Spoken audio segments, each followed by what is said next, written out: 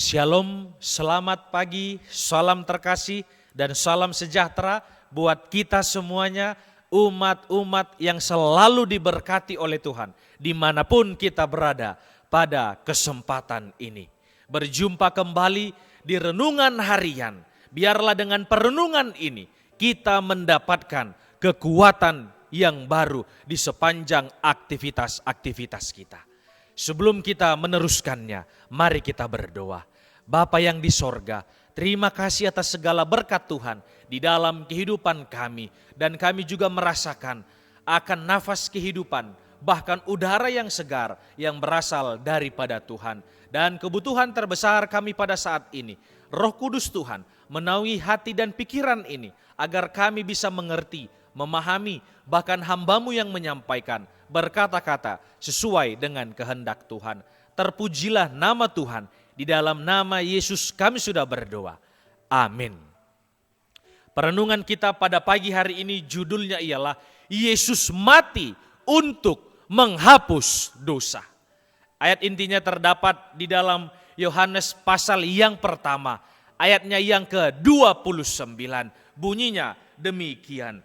Pada keesokan harinya, Yohanes melihat Yesus datang kepadanya dan ia berkata, "Lihatlah anak domba Allah yang menghapus dosa dunia."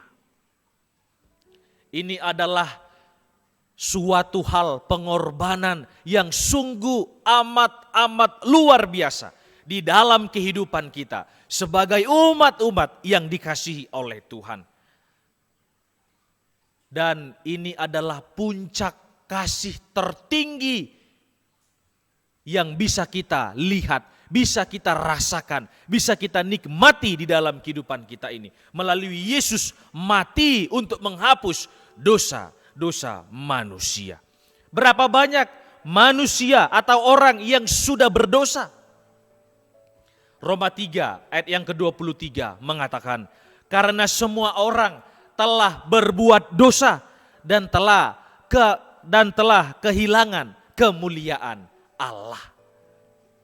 Inilah yang harus kita sadari di dalam kehidupan ini. Yang namanya juga kita sebagai manusia memiliki akan keterbatasan. Dan dengan itulah kita datang kepada sumbernya untuk selalu bisa dikuatkan. Bahkan juga kita datang untuk meminta ampun kepada Tuhan. Dan di dalam kehidupan kita ini, tadi dikatakan karena semua orang telah berbuat dosa, maka daripada itu Allah memberikan anaknya yang tunggal. Di dalam Yohanes 3 ayatnya yang ke-16. Kalau begitu, apa hukuman atas dosa? Dikatakan sebab upah dosa ialah maut, tetapi karunia Allah ialah hidup yang kekal di dalam Kristus Yesus Tuhan kita. Upah dosa ialah maut, tetapi karena karunia Allah kita bisa mendapatkan akan kesempatan, bahkan upah yang kekal di dalam Kristus Yesus tersebut. Mengapa jadinya sampai Yesus itu mati? Yesus itu juga mati, terdapat kita bisa lihat jawabannya di dalam ayat inti kita. Untuk menghapuskan dosa dunia. Untuk juga menggantikan kita sebagai orang-orang yang seharusnya ada di tempat tersebut. Semua kita telah berdosa. Dan sepatutnya kita menerima akan hal ini. Atau kematian tersebut. Atau pengorbanan tersebut. Tetapi Yesuslah yang mati menggantikan kita. Ini menjadi berdosa atau ia menjadi berdosa karena kita. 2 Korintus 5 ayat yang ke-21. Ia membayar akan hukuman tersebut, mati untuk kita. Kematiannya adalah satu karunia, dan karunia Allah ialah hidup yang kekal tersebut.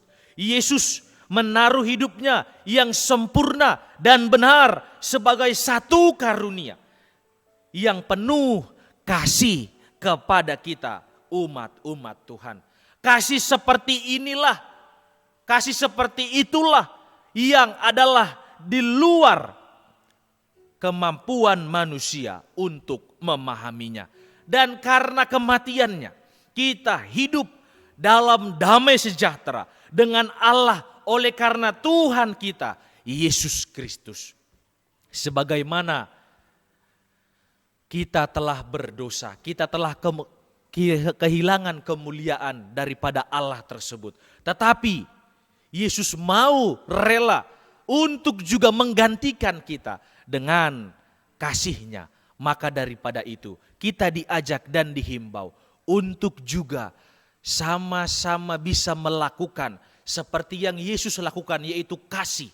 Dan biarlah kita mengasihi selalu akan juru selamat kita tersebut, akan yang menggantikan kita tersebut di dalam kehidupan kita ini, agar juga kita selalu merasakan akan damai sejahtera yang berasal daripada Yesus Kristus atau juga daripada kerajaan sorga. Adalah doa, seruan dan pengharapan kita semuanya. Tuhan memberkati. Amin.